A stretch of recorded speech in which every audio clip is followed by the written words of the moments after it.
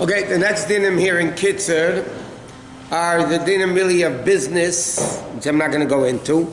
The bottom line of all the dinim, I'll tell you what it is. You're not allowed to cheat in business. Contrary to public belief. You're not allowed to cheat in business. You're not allowed to cheat not from a Jew, not from a non-Jew. It's both all biblically forbidden to steal, to cheat. Cheating is part of stealing. Okay, but moving on to the next din in Kitzer is what's called a Noah's Dvarim. A Noah's Dvarim means basically hurting, just like a Noah is in business, meaning cheating or hurting somebody in business. You're not allowed to hurt somebody with words. And the Gemara says, in fact, it's also brought down in Shulchan Aruch, the Gemara says that hurting somebody with words is in a certain respect is more severe than hurting somebody in money. Money you could return. You stole, you cheated them, you could give back the money. Verbal abuse, so to speak, as they call it in America, you can never take it back. So therefore, it's in a certain respect, Al Rebbe also brings us down that it's even worse than cheating somebody in business. Now what is, by the way, it's an interesting pasuk. The pasuk says, Leisanu ishes amisei, you're not allowed to cheat your friend, hurt your friend. The Gemara says that pasuk means hurting with words. There are a few times in Torah when the Torah says a negative commandment, the Torah says, like for instance,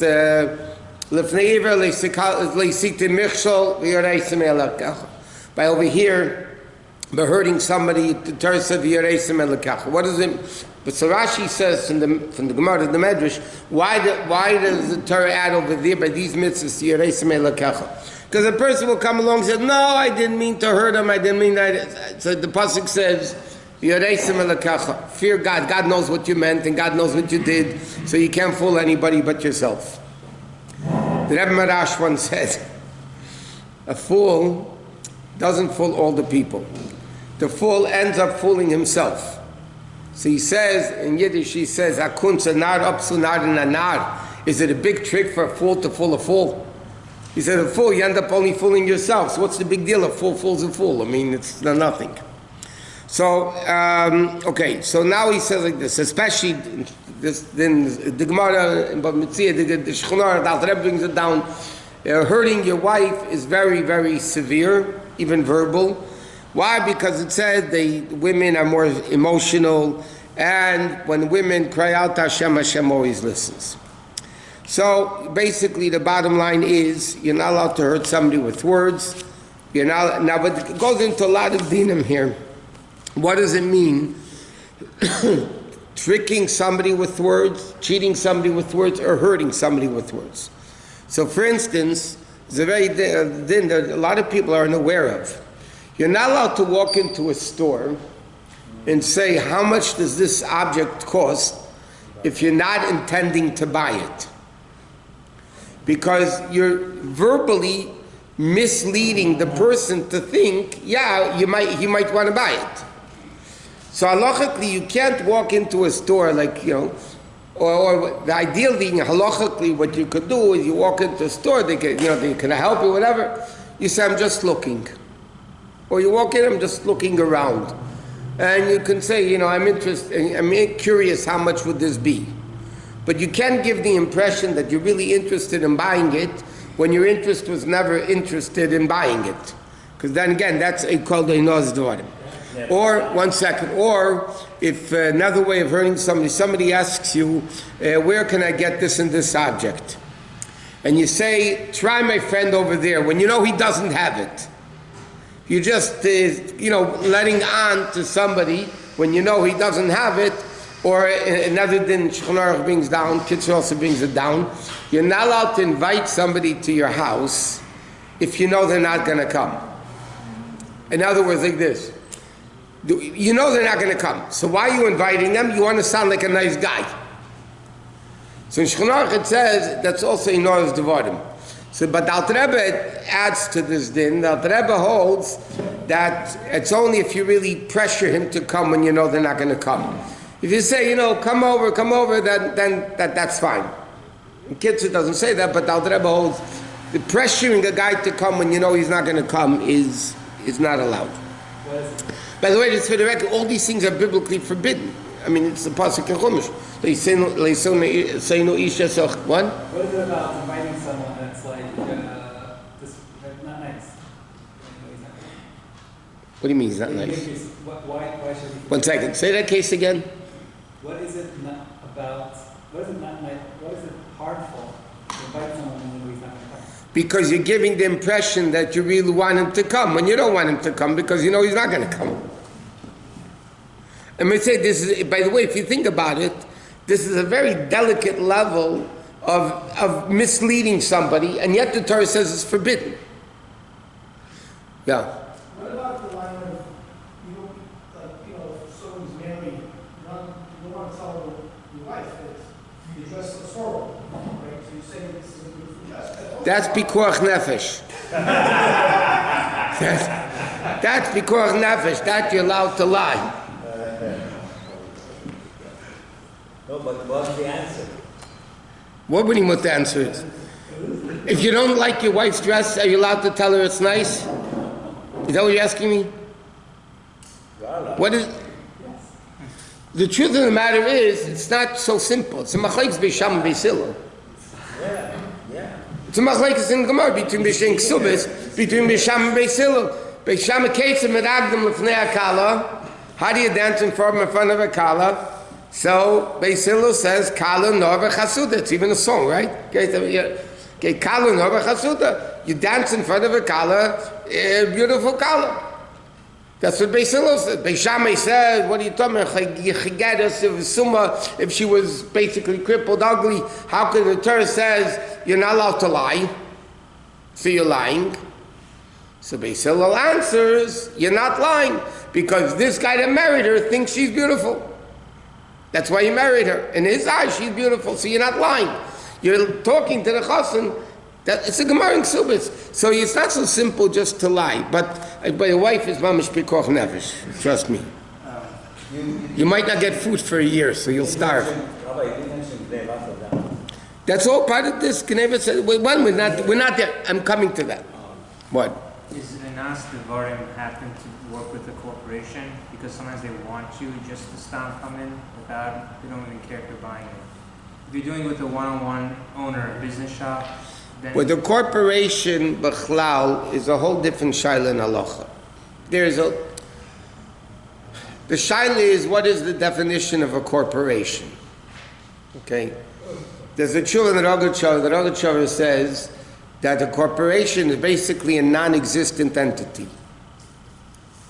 The Rogachover, not everybody says you can paskin like that.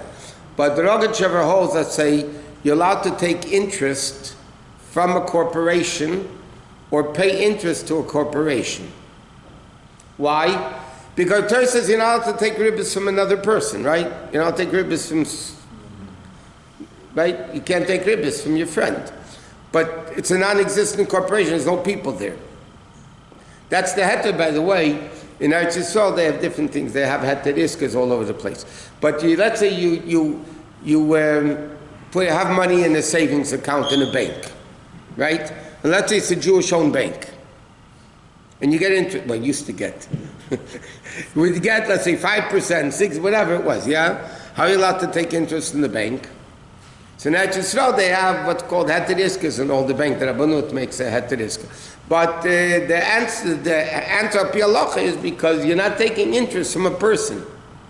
You're taking interest. That's why a person's not liable if it's a corporation. He personally is not liable for things that happen in the corporation because it's not him. So who are you taking interest from? So a corporation would be different even with that din of a Noah's Dwarm or think, But the question is, putting that at the side, am I misleading the salesperson? In other words, when I come into a store to buy something, the owner doesn't even know I exist. It's the salesperson. So the question is, am I I come into a store, yeah? The guy doesn't own the store. He's just a worker in the store, yeah? And I come in and I'm asking him, how much it is, it's giving the impression I want to buy it when I'm really not interested. But the salesperson, though, is affected by that. So there's two issues. The corporation is one aspect, but there's Enos Devarim on the salesperson, because you're misleading the salesperson to think that you want to buy it. You know, that's his job, to answer questions and just be there. Yeah, but I'm saying if you come into the place with like you're really interested in buying the car or the object, whatever, it's not so simple. Is it different if he gets a commission or if it's just employee? What's the difference? You're misleading the person. It's not a question of money. You're misleading a person. Or for instance, you're not allowed to come to a Baal Tshuva, right? And you're not allowed to tell him, hey, do you remember when you used to be having, enjoying life with treif and everything else under the sun? Or you're not allowed to give a ger. By a ger, it's even an extra love in the Torah. You're not allowed to come over to a convert and say, hey, remember when you were a goy, what you were doing? That's part of Einos. By ger, there's an extra special pasuk. But even by Jews, it's part of Einos Devarim. It says in Shechinoch, you're not allowed to do that. What? What if it evokes wonderful memories? To the person? What is it? Remember a word. The Gemara has an expression about a ger. You have to be very careful with the ger because he's prone l'chayzer l'surei. Chayzer l'surei means a guy is very prone to go back to where he came from, and so you have to be extremely careful with such things by a guy. Or you know, to tell me, remember, or if somebody is suffering, you should say to, like the people told Eov, oh, you deserve it from God for all your evil things that you're not allowed to do. Now, also they bring down another, one second. If somebody, a group of people, and they ask you an intellectual question, and you know a certain person's not knowledgeable with that at all, and you turn to him and say, no, what do you say about this? Don't put it on the spot. Right, because you know he doesn't know. So again, you're hurting the person with words. Yeah. Back to like the... One second. What? Like, when the Gemara says that we're not allowed to be master, like it's nice and showing, like certain... Right. Talk louder. Is there, like, what about like when it's to be mechazik and like to show that like he is fun? Like how do we, like, how... There's a way of saying it. Do you remember the way you used to sin? Or saying to him, wow, you really came a long way. I mean, that's encouraging. Telling a person, hey, do you remember when you used to eat cheeseburgers, on Shabbos and Yom Kippur, whatever. So that's a different way of doing it. Now, another interesting thing, what happens if somebody has a nickname? People have a nickname. And even if the person's not embarrassed anymore from it, it doesn't bother him anymore. If the purpose of why you're calling him the nickname is to embarrass him, even though he doesn't get embarrassed from it. Belittling. Huh? Belittling. Belittling him, even though he doesn't get embarrassed about it anymore. So it's also biblically forbidden. It's also part of Einos Devarim. You're hurting somebody, calling him a nickname. Yeah. So you can't say sleepy joke. Stupid joke to them? Sleepy joke. Sleepy Joe, because the Bible is Sleepy Joe. Oh, Sleepy Joe. Trump is not Jewish. You're not, first of all, 1 second. It doesn't matter if they're Jews or not. But the question is, you're not telling it to his face. Telling him to his face, in others, well, he's out of it anyway, but let's say you would be running against him for presidency, and you tell him, hey, Sleepy Joe, that you would not be allowed to do. Because you're telling him to his face. Here you're talking about a guy. You're not hurting the person. He doesn't even know what you said. But Is it not with Lashon Hara? Would it be Lashon Hara to say about an object? No. is it Lashon Hara calling somebody a name that everybody knows? There's a din in Shulchan Aruch about Lashon Hara that if 3 people know about it, there's an assumption, as the Gemara used the expression, this guy told, you never tell a secret to your best friend because he has a best friend also, and he has a best friend, and soon the whole world knows about it, especially if you have internet. It's Lashon Hara. Is 3 people know about it, it's not Lashon Hara. If your intention, the Alter Rebbe says in Shulchan Aruch, if your intent is to broadcast it more, then it's still Lashon Hara. But a guy like in this case, Sleepy Joe, whatever, nobody's intention is to make more people aware of it. What? When it says together, it's like a king, even a Goyish king, does that include like heads of states, like presidents? Do you what? When it says you have to respect the king, even a Goyish king, right? Does that include a president or heads of state? Any Shulchan Aruch says anybody that has power. So we can't go on stage. You're not going into his face. Huh? But respect is, you have to have respect when you're talking to the person, when you're dealing with the person, you have to have respect. Or when you're talking in the street, it's not disrespectful. He's not there. He's not the king. He's Huh? not the king yet. He's running to be king. That's something else. But he's talking about Biden. Biden is still president. Okay, Machat Shinas Ramez Mermechem Mein Kim Shibla Gal Teira B'Chanan Kashemet. Das ist der Woche sagt so wie gegeben am Term.